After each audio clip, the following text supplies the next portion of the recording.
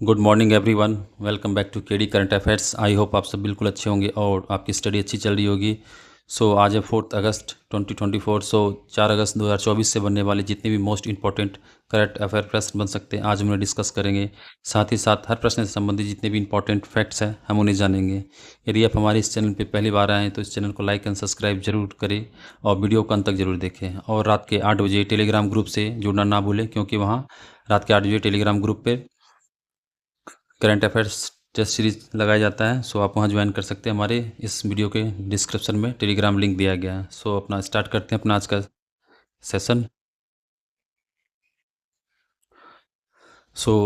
हमारा आज का पहला प्रश्न है, हाल ही में किस राज्य के विधानसभा ने बलात्कार विरोधी अपराजिता विधेयक पारित किया है? आपका आंसर हो जाएगा वेस्ट बंगाल, पश्चिम बंगाल। अभी हाल ही में पश्चिम बंगाल विधानसभा ने सर्वसम्मति से अपराजिता महिला एवं बाल विधेयक पश्चिम बंगाल आपराधिक कानून एवं संशोधन 2024 पारित कर दिया है। यह विधेयक जो लाया गया है 9 अगस्त को आरजी कर मेडिकल सेंटर एवं अस्पताल में एक प्रशिक्षु डॉक्टर के साथ हुए बलात्कार और हत्या की हालिया दुखद घटना के बाद जवाब में ये पेश किया गया है। महाराष्ट्र की बात करें तो महाराष्ट्र में हाल ही में मुख्यमंत्री एकनाथ शिंदे के द्वारा 5 लाख रोजगार के अवसर पैदा करने के लिए एक पॉलिसी लाई गई है, लॉजिस्टिक्स पॉलिसी 2024, जिसके तहत 5 लाख एम्प्लॉयमेंट दिया जाएगा। बिहार की बात करें तो बिहार ने हाल ही में अनऑथोराइज्ड टेम्पल, मठ्स और ट्रस्ट को रजिस्ट्रेशन करने के लिए जितने भी अनऑथोराइज्ड है टेम्पल, मठ एंड ट्रस्ट, इनको ऑथराइज करने के लिए रजिस्ट्रेशन करना अनिवार्य कर दिया है। राजस्थान की बात करें तो राजस्थान ने हाल ही में एक सेफ्टी बिल लाया है, जिसका नाम है, वो फर्स्ट स्टेट बन जाएगा जो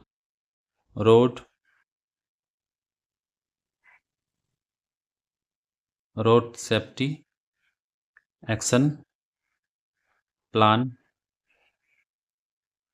2024। इसके लिए जो ये नेक्स्ट 10 ईयर्स के लिए किया गया है, जो 2030 तक किया जाएगा। इसमें 50% रोड एक्सीडेंट को रिड्यूस किया जाएगा। देखते हैं नेक्स्ट प्रश्न। हाल ही में लुइस सुआरेज ने हाल ही में अंतर्राष्ट्रीय फुटबॉल से संन्यास लेने की घोषणा की है। वह किस दक्षिण अमेरिकी देश से संबंधित है? आपका आंसर हो जाएगा उरुग्वे। लुइस सुआरेज जो एक महान फुटबॉलर हैं, हाल ही में एक अंतर्राष्ट्रीय फुटबॉल से संन्यास लेने की घोषणा की है। वह उरुग्वे कंट्री से हैं। वह राष्ट्रीय टीम के लिए 69 गोल के साथ शीर्ष स्कोरर भी बने हैं। सुआरेज जो अपनी आक्रामक खेल शैली के लिए जाने जाते हैं, उन्हें एल पिस्टोलेरो द गन मैन के नाम से भी जाना जाता है।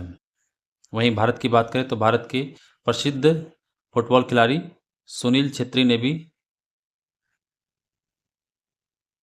संन्यास की घोषणा कर दिया है, संन्यास ले लिया है।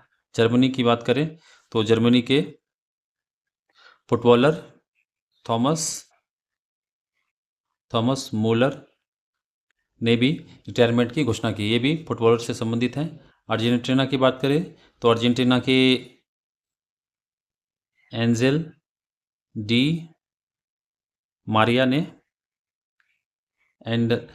डी मारिया जो ये फुटबॉलर से संबंधित है, इन्होंने भी रिटायरमेंट की घोषणा की है। देखते हैं नेक्स्ट प्रश्न। हाल ही में भारतीय नौसेना के P-8I विमान जो वरुण अभ्यास के लिए भाग लेने के लिए किस यूरोपीय देश में अपनी पहली तैनाती के लिए पहुंचा है? आपका आंसर हो जाएगा फ्रांस। भारतीय नौसेना का P-8I विमान वरुण अभ्यास के 22वें संस्करण के लिए फ्रांस के एयरबेस 125 स्टेट ले ट्यूब पर पहुंच गया है। यह भारतीय नौसेना के किसी विमान की यूरोप में पहली तैनाती है। भारतीय नौसेना के एलिजे विमान द्वारा हायर्स एयरबेस से संचालित होने के बाद ये 63 साल का अंतराल है। इससे पहले 63 साल पहले गया था। भारतीय नौसेना का एक अग्रिम युद्धपोत है कौन?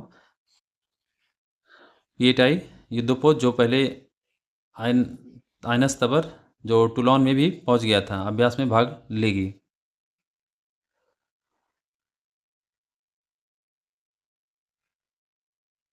सो देखते हैं नेक्स्ट प्रश्न।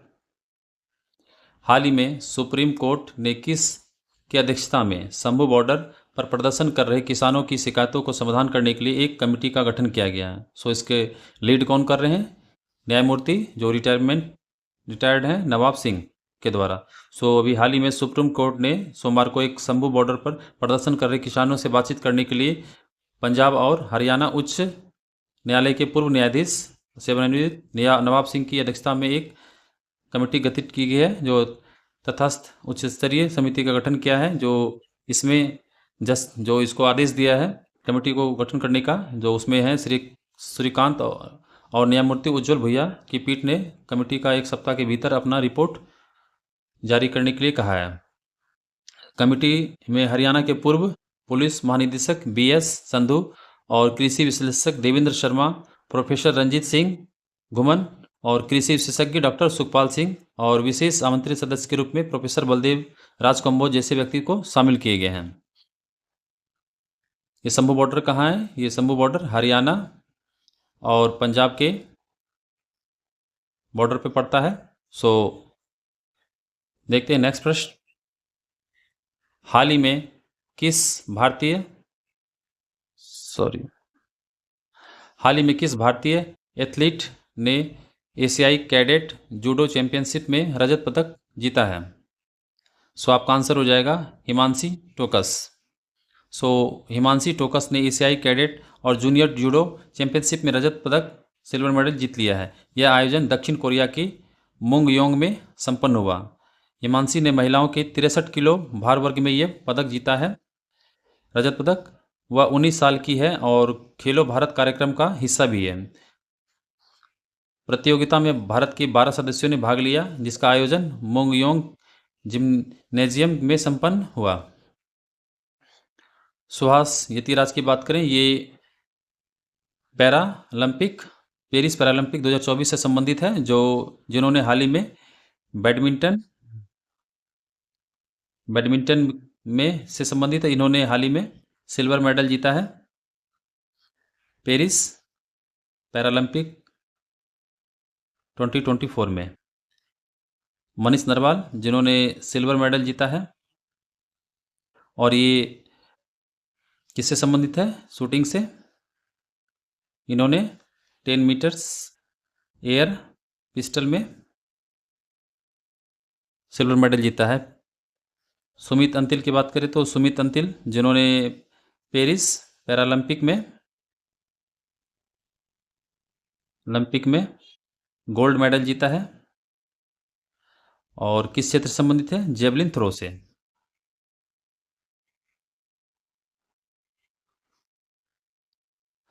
सो देखते हैं नेक्स्ट प्रश्न। हाल ही में संयुक्त अरब अमीरात के अबू धाबी में अपना पहला अंतर्राष्ट्रीय कैंपस किस संस्थान ने खोला है? सो आपका आंसर हो जाएगा IIT दिल्ली। तो भारतीय प्रौद्योगिकी संस्थान IIT दिल्ली ने संयुक्त अरब अमीरात के अबू धाबी में अपना पहला अंतर्राष्ट्रीय परिसर खोला है। यह परिसर 30 सितंबर 2024 को अबू धाबी के क्राउन प्रिंस शेख खालिद बिन मोहम्मद द्वारा उद्घाटित किया गया। यह अंतर्राष्ट्रीय परिसर अबू धाबी में अनुसंधान और विकास के लिए एक वैश्विक केंद्र के रूप में खुद को स्थापित करने के प्रयासों का हिस्सा है। ये विदेश में दूसरा ये संस्थान है जो अपना परिसर खोला है। इससे पहले IIT मद्रास, जिन्होंने जंजीबार में अपना विदेश में पहला स्थान खोला था। तो फर्स्ट जो है, यदि पूछ सकता आपसे, विदेशों में विदेश में जो अंतर्राष्ट्रीय परिसर जो खोलने वाला भारत का पहला IIT कौन सा है? तो IIT मद्रास। उसके बाद दूसरा ये IIT दिल्ली है, जिन्होंने संयुक्त अरब अमीरात के अबू धाबी में खोला है। सो IIT जोधपुर की बात करें तो IIT जोधपुर, जिन्होंने हाल ही में साइटोकिन्स का पता लगाने के लिए एक नैनो सेंसर को डेवलप किया है। IISc बेंगलुरु की बात करें तो IISc बेंगलुरु जो नेशनल इंस्टीट्यूशनल रैंकिंग फ्रेमवर्क में बेस्ट यूनिवर्सिटी का दर्जा मिला है इन्हें ओवरऑल। सो देखते हैं नेक्स्ट प्रश्न। हाल ही में विपो द्वारा जारी ग्लोबल इनोवेशन इंडेक्स 2023 के संस्करण में भारत की रैंक क्या है? सो वे हाल ही में जारी किया गया, लेकिन ये संस्करण जो है 2023 का है, तो आपका आंसर हो जाएगा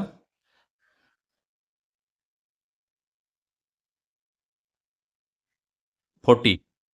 सो हाल ही में विश्व बौद्धिक संपदा संगठन वर्ल्ड इंटेलेक्चुअल प्रॉपर्टी ऑर्गेनाइजेशन द्वारा प्रकाशित वैश्विक नवाचार सूचकांक की 2023 संस्करण में भारत ने वैश्विक स्तर पर 132 अर्थव्यवस्थाओं में 40वें रैंक हासिल की है। नीति आयोग ने कहा कि भारत उन देशों के समूह का हिस्सा है जो पिछले एक दशक में सबसे तेजी GIE रैंकिंग में ऊपर चढ़े हैं। इससे पहले 2022 में भी भारत की रैंक 40 है, तो ये इन्होंने भी बरकरार रखा है 2023 में भी 40वां रैंक। वहीं 31 की बात करें तो 31 जो हाल ही में एक रिपोर्ट जारी किया गया JLL के द्वारा, सो वैश्विक रियल एस्टेट पारदर्शिता इंडेक्स में वर्ल्ड रियल एस्टेट पारदर्शिता ट्रांसपेरेंसी इंडेक्स में 2024 जो जारी किया गया, इसमें भारत की रैंक 31 है।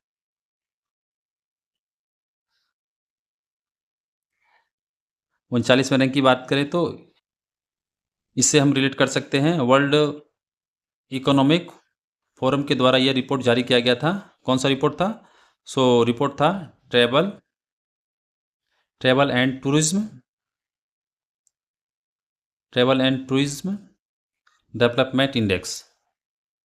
डेवलपमेंट इंडेक्स में भारत की रैंक क्या है?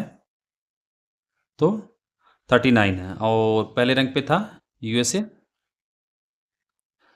और 72 की बात करें तो आर्टिफिशियल इंटेलिजेंस प्रिपेयर्डनेस इंडेक्स में कृत्रिम बुद्धिमत्ता तैयारी सूचकांक में भारत की रैंक है 72।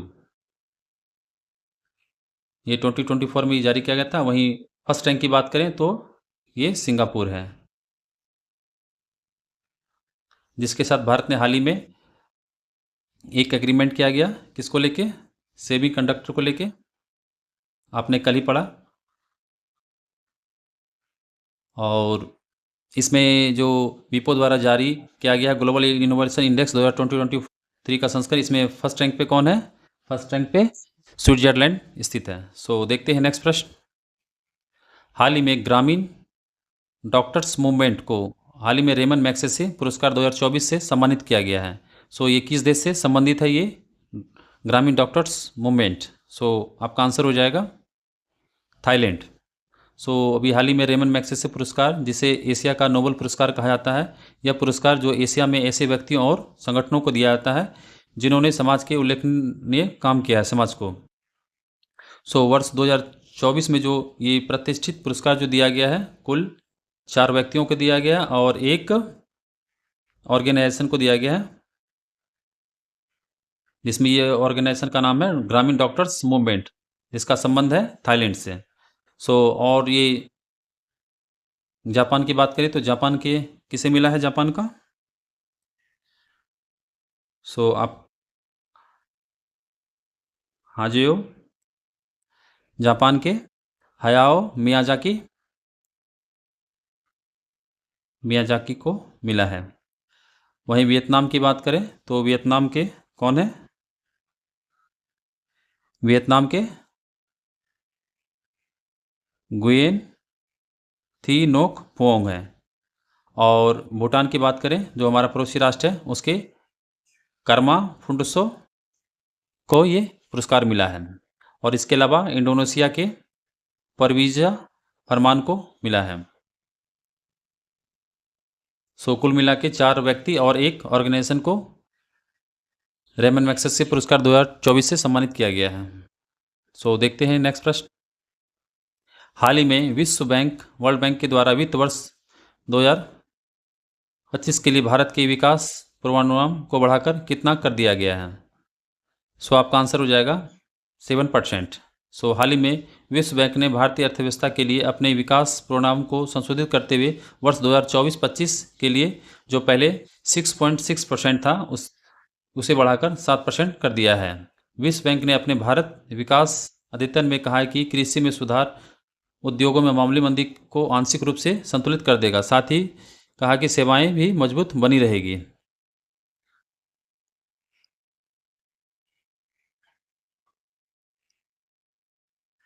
वहीं IMF ने भी एक रिपोर्ट जारी किया था जिसमें भारत की रैंक जो GDP बताया था उसमें भी 7% का आंकड़ा रखा था। और 2025 की बात किया जाए तो 2025 में इन्होंने 6.5 रखा है। इसके अलावा हाल ही में मूडीज़ ने भी अपना रेटिंग जारी किया था जिसके तहत भारत की जो GDP रहेगी फाइनेंशियल ईयर 2024 में वो 7.2 रहेगा। वर्ल्ड बैंक की अध्यक्ष की बात करें तो वर्ल्ड बैंक के अध्यक्ष कौन है? मिस्टर अजय बंगा। और वर्ल्ड बैंक का हेडक्वार्टर कहाँ है? सो वाशिंगटन DC में स्थित है। सो देखते हैं नेक्स्ट प्रश्न। सो हाल ही में सुमित अंतिल ने पेरिस पैरालंपिक 2024 में किस स्पर्धा में गोल्ड मेडल जीता है? सो आप यहाँ देख सकते हैं जेवलिन थ्रो, तो भाला फेंक से ये संबंधित है। तो पेरिस पैरालंपिक 2024 में भारत के स्टार जेवलिन थ्रोवर जो सुमित अंतिल ने javelin throw F64 final event में शानदार प्रदर्शन करते हुए इन्होंने गोल्ड मेडल जीत लिया है। उन्होंने कितने मीटर का भेजा? 70.59 मीटर, जो अपना ही रिकॉर्ड तोड़ रखा है पिछले का अविश्वसनीय रिकॉर्ड करके, जो टोक्यो पैरालंपिक में इन्होंने 68.55 मीटर फेंका था उसको तोड़ते हुए इन्होंने 70.59 मीटर का भाला फेंक करके अपने ही रिकॉर्ड को तोड़ते हुए उन्होंने अपना गोल्ड मेडल बरकरार रखा। तीरंदाजी की बात करें तो तीरंदाजी में हाल ही में शीतल देवी ने ब्रॉन्ज मेडल जीता है। इसके साथ ही राकेश कुमार भी हैं जो मिश्रित कंपाउंड में ब्रॉन्ज मेडल जीता है। बैडमिंटन की बात करें तो बैडमिंटन में हाल ही में सुहास यतिराज जिन्होंने बैडमिंटन में सिल्वर मेडल अपने नाम किया है। निशानेबाजी में कौन है? अवनी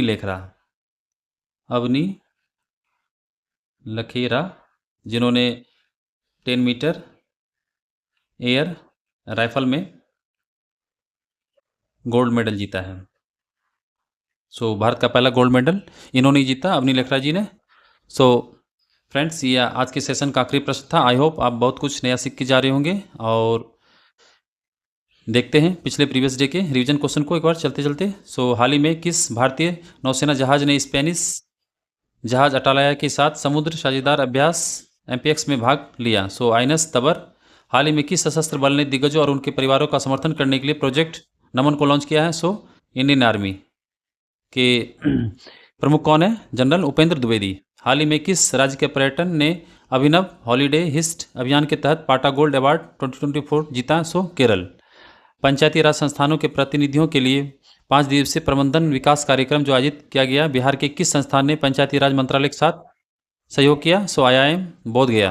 हाल ही में पैरालंपिक में 2 पदक जीतने वाली पहली ट्रैक और फील्ड भारतीय महिला पैराथलीट कौन बन गई है? सो प्रीति पाल। हाल ही में भारत ने सेमीकंडक्टर पारिस्थितिकी तंत्र में सहयोग के लिए किस देश के साथ एक समझौता ज्ञापन पर हस्ताक्षर किया? सो सिंगापुर। सो हाल ही में प्रतिष्ठित रेमन मैग्सेसे पुरस्कार 2024 से किसे सम्मानित किया गया? सो हयाओ मियाजाकी। और यही आपसे पूछ दिया जाए कि पहले भारतीय कौन है जिन्हें रेमन मैग्सेसे पुरस्कार से सम्मानित किया गया था? सो आचार्य विनोबा भावे।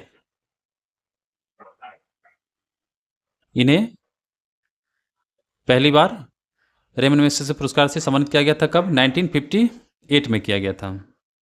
अगला है, हाल ही में किस देश ने अपने सैकड़ों भव्य सबसे बड़े 723 जानवरों को मारने की योजना बना रहा है? सो नामीबिया में। हाल ही में वित्त मंत्रालय ने कितने कंपनियों को नवरत्न का दर्जा दिया? सो 4 कंपनियों को। हाल ही में पेनल्टी शूटआउट में मोहन बागान एसजी का 4-3 से हराकर 2024 का डूरन कप किस टीम ने जीता? So north east United FC ने जीता। हाल ही में भारतीय वायुसेना के उप प्रमुख का पदभार किसने संभाल लिया है? So air marshal Tejinder Singh ने। सो फ्रेंड्स, चलते हैं अपने आज के क्विज के प्रश्न पे। सो आप यहाँ स्क्रीन पे 5 प्रश्न देख सकते हैं। ये प्रश्न कहीं ना कहीं हमने जो पिछले सेशन किए उनके प्रश्न हैं। सो आप इनके आंसर जाके कमेंट बॉक्स में कर सकते हैं। वीडियो को अंत तक देखने के लिए आपका बहुत बहुत धन्यवाद। यदि आप हमारे इस चैनल पे पहली बार आए हैं और इस चैनल को देख रहे हैं तो इस चैनल को लाइक एंड सब्सक्राइब जरूर करें। वीडियो को अंत तक देखने के लिए धन्यवाद। और रात के 8 बजे टेलीग्राम ग्रुप से जुड़ना ना भूलें, क्योंकि टेलीग्राम ग्रुप पे रात के 8 बजे करंट अफेयर्स सीरीज का टेस्ट कराया जाता है। सो आप वहाँ पे ज्वाइन कर सकते हैं। हमारे इस वीडियो के डिस्क्रिप्शन में टेलीग्राम ग्रुप का लिंक है। सो आप वहाँ से ज्वाइन हो सकते हैं। सो मिलते हैं अपने नेक्स्ट वीडियो में। थैंक यू, धन्यवाद।